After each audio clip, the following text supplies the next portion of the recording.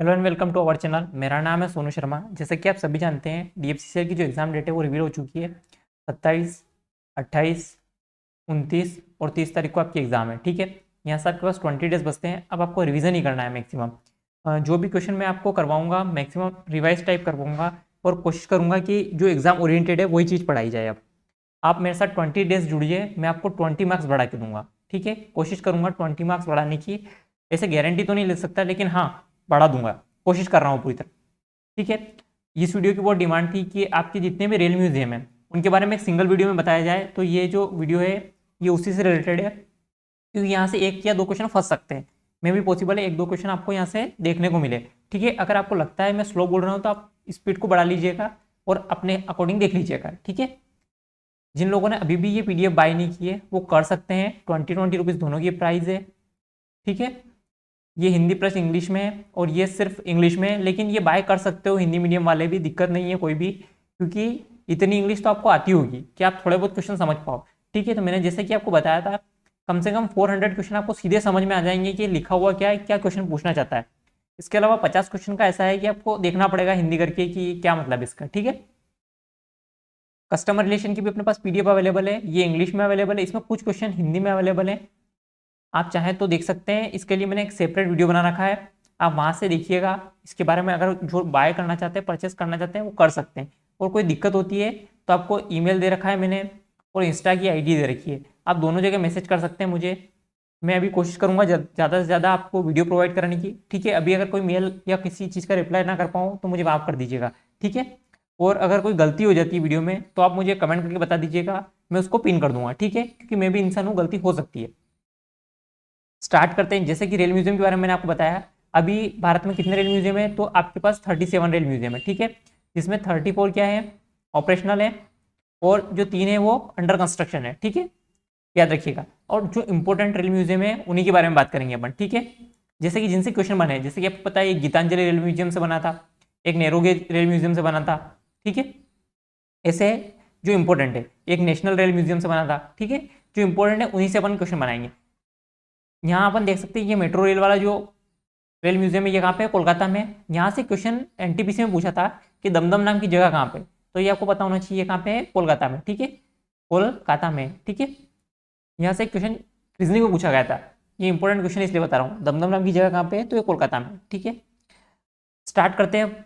जो rail museum है, देखिए यहाँ से कोई क्वेश्चन बन सकता है, तो वो है कि छत्रपति जी शिवाजी टर्मिनस जो रेल म्यूजियम है वो कौन से रेलवे जोन के अंतर्गत आता है, तो ये आपको पता होना चाहिए, सेंट्रल रेलवे जोन के अंतर्गत आता है। ठीक है, जैसा कि मैंने आपको बताया था कि दो रेल म्यूजियम के बारे में क्वेश्चन बने थे, तो ये दोनों आपको नाम याद रखना है। जो नाम वाले रेल म्यूजियम है उन्हीं के बारे में क्वेश्चन बन सकता है। तो जैसे कि गीतांजलि रेल म्यूजियम कहाँ पे है, तो ये आपको मिलेगा कोलकाता में। ठीक है, कहाँ पे, ये कोलकाता में, दोनों ही कोलकाता में। ठीक है, रविंद्र रेल म्यूजियम और कौन सा, Gitanjali rail museum, Ravindra rail museum और गीतांजलि रेल म्यूजियम दोनों आपको याद रखना है, दोनों कोलकाता में। ठीक है, इसके अलावा यहाँ से कोई क्वेश्चन नहीं बन सकता, जहाँ से क्वेश्चन बन सकता है वही बता रहा हूँ आपको। ठीक है, ये याद रखिएगा, कोलकाता में है। इसके अलावा आपको एक क्वेश्चन यहाँ से बन सकता है, नेशनल रेल म्यूजियम 1977 में स्थापना होती है। ठीक है, 1977 में स्थापना होती है। यहाँ से एक क्वेश्चन बना था आपका, बाबा भलकू रेल म्यूजियम कहाँ पे है, तो ये शिमला में, याद रखिएगा कहाँ पे है, शिमला में। और ये कौन से रेलवे जोन के अंतर्गत आता है, तो ये नॉर्थर्न रेलवे जोन के अंतर्गत आता है। इसका हेडक्वार्टर कहाँ पे है, दिल्ली में। ठीक है, कहाँ पे है, दिल्ली में, और सबसे बड़ा रेलवे जोन भी यही है, ये आपको पता होना चाहिए। जैसे यहाँ से क्वेश्चन बनाता है आपका कि गोरखपुर जो रेल म्यूजियम है ये कौन से रेलवे जोन के अंतर्गत आता है, तो ये आता है आपका नॉर्थ ईस्टर्न रेलवे जोन के अंतर्गत। ठीक है, गोरखपुर रेलवे स्टेशन की लंबाई कितनी है, 1.3 किलोमीटर। ठीक है, याद रखिएगा 1.33 किलोमीटर। इसके अलावा यहाँ से यही क्वेश्चन बनाता है कि कौन से रेलवे जोन के अंतर्गत आता है।